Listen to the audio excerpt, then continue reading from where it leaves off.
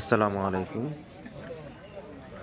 ঈদের প্রস্তুতি হিসাবে শুরু হয়ে গেল কুরবানির গরুর বাজার এবং আজকে চলে আসলাম একটি গরুর বাজারে, যেখানে অনেক ছোট বড় মাঝারি সাইজের অনেক গরুই এসেছে এবং অনেক মানুষের আগমন। সাথে সাথে দেখতে পাচ্ছি আমরা অনেক চ্যানেলের মানুষের আগমন। যেমন আমরা দেখতে পেলাম কিছুক্ষণ আগে চ্যানেল 24 নিউজের একজন সাংবাদিক বাজারের ভিডিও করতেছেন এবং মানুষের কাছ থেকে রিভিউ নিচ্ছেন বাজারের কি অবস্থা না অবস্থা। বাজারে আসলে ছোট বড় মাঝারি সাইজের অনেক গরুই আছে, আপনারা ভিডিওর মাধ্যমে দেখতে পারবেন।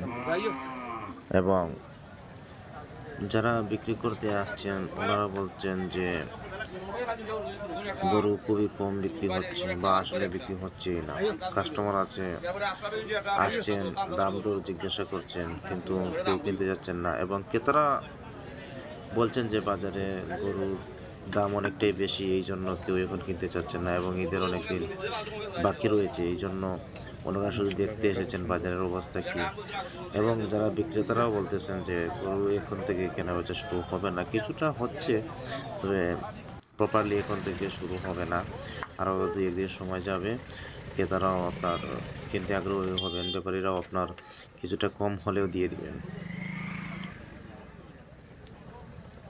এই বাজারে লোকাল গরু বেশি দেখা যাচ্ছে, ব্যাপারী খুবই কম। তবে বাজার কমিটির কাছ থেকে জানতে পারলাম যে ঈদের আগেই আপনার বিভিন্ন জায়গা থেকে ব্যাপারী গরু নিয়ে আসবেন।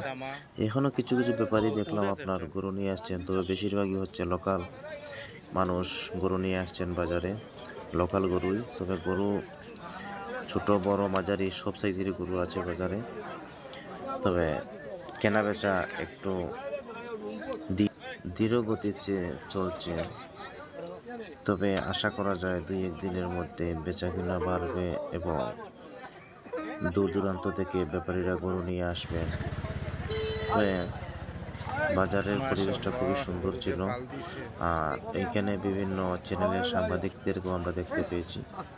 কথা না বলে পুরো বাজারটা আপনাদেরকে একটু ঘুরিয়ে দেখাই, দেখতে থাকুন মিউজিকের সাথে।